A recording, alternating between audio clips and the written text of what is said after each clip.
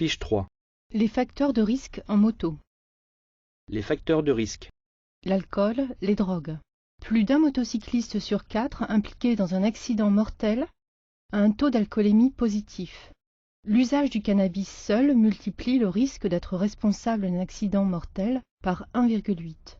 L'usage combiné du cannabis et de l'alcool multiplie ce risque par 14. La vitesse excessive. Plus la vitesse est élevée, plus il est difficile d'éviter un obstacle ou de faire face à un imprévu, et plus les conséquences de la chute ou de la collision sont importantes. L'angle de vision passe de 110 degrés à l'arrêt à 30 degrés à une vitesse de 130 km/h. À grande vitesse, seul l'axe de la chaussée est perçu. En virage, le risque de déport de sa voie ou de perte d'adhérence est plus important, entraînant un risque de collision de face ou de sortie de route. Plus la vitesse est élevée, plus la détectabilité d'un deux-roues motorisé est difficile pour les autres usagers. Vous devez fréquemment vous reposer la question du temps de visibilité, c'est-à-dire depuis combien de secondes suis-je visible par l'usager que j'approche. Plus la différence de vitesse est importante avec les autres, plus je cours de risques. L'illusion de visibilité. Les automobilistes, les routiers et autres usagers de la route éprouvent des difficultés à détecter les motocyclistes.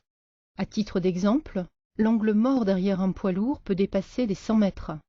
De plus, le motocycliste s'imagine avoir été vu alors qu'il ne l'a pas été. La règle de priorité ne suffit pas. C'est d'abord au motocycliste de prévoir et d'assurer lui-même sa sécurité en se rendant détectable et en augmentant le plus possible sa marge de sécurité. La fatigue. L'hypovigilance touche aussi bien les usagers de deux-roues motorisés que les autres usagers. Mais les motocyclistes sont plus rapidement fatigués et surtout, la fatigue entraîne dès les premiers signes des risques importants. L'allongement du temps de réaction dû à la fatigue a une incidence immédiate sur l'équilibre, le risque de chute est important. L'équipement du motard et notamment la mauvaise insonorisation du casque peut provoquer une fatigue prématurée. Le phénomène est accru si la vitesse est soutenue. Le bruit fatigue, tout comme l'excès de chaleur ou le froid. La qualité de l'équipement influe sur l'état physique. L'inexpérience.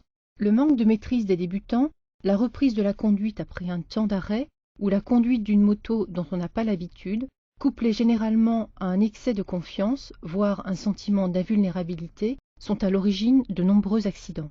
Près d'un motard sur 10 impliqué dans un accident de la route a moins de 6 mois d'expérience. L'apprentissage de scènes de conduite est capital durant votre formation. Les séances en salle, les échanges avec votre formateur ou des exercices de simulation de conduite sont autant d'atouts pour gagner en connaissance de nouvelles situations de conduite. Ces apprentissages vous aideront à faire face à des situations réelles de circulation. L'état de la chaussée. L'adhérence d'une moto est précaire. La surface de contact au sol des pneumatiques est équivalente à la surface d'une carte de crédit. Les marquages au sol, plaques d'égout, chaussées humides ou grasses, chaussées dégradées, gravillons, feuilles mortes, doivent être des indices recherchés et pris en compte pour adapter sa conduite. Selon les conditions d'adhérence, il sera impossible d'incliner la moto ou de freiner. Méfiance sur les anneaux des giratoires, qui sont inclinés en devers extérieurs. L'inclinaison de la moto doit en tenir compte, tout comme de la présence de marques grasses tout autour de l'anneau, due au déversement de gasoil de réservoir trop plein. La météo. La pluie diminue la visibilité, des gouttelettes stagnent sur l'écran et diminuent la qualité de l'image perçue. De plus, s'il est mal aéré, de la buée peut se former. Le vent violent occasionne des écarts de trajectoire et le froid engourdit les membres. La chaleur, quant à elle, peut inciter à oublier des équipements de protection comme un blouson ou des chaussures adaptées. Un temps sec donne confiance et contribue à relâcher la vigilance. Plus de 90% des décès de motards ont lieu par beau temps. Si l'on peut considérer que la pratique de la moto s'effectue massivement par beau temps, l'absence de risque perçu ne signifie pas qu'il n'existe pas de réel risque. L'état du véhicule. Le bon état technique de la machine est essentiel. Une vérification régulière des pneus, freins, feux et niveaux est indispensable. La température des pneus modifie leur adhérence.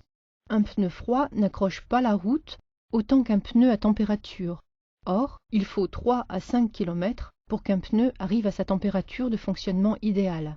L'inclinaison ou les efforts de freinage et d'accélération doivent être adaptés pour ne pas risquer de perdre l'adhérence et de chuter. Les facteurs aggravants. L'absence de protection et la présence d'obstacles fixes sont les principaux facteurs qui contribuent à accentuer la gravité des accidents impliquant des motocyclistes. Un équipement de protection n'évite pas l'accident, mais permet toujours d'en diminuer les conséquences. Il peut sauver une vie, il peut transformer un blessé grave en blessé léger et un blessé léger en personne indemne. Le sac à dos pouvant entraîner de graves blessures à la colonne, il faut lui préférer la valise ou le top case. La sacoche de réservoir permet d'emporter des objets s'ils ne sont pas trop volumineux. Il est préférable de sangler le sac à dos sur la selle passager en vérifiant qu'aucune sangle ne peut se mettre dans les roues.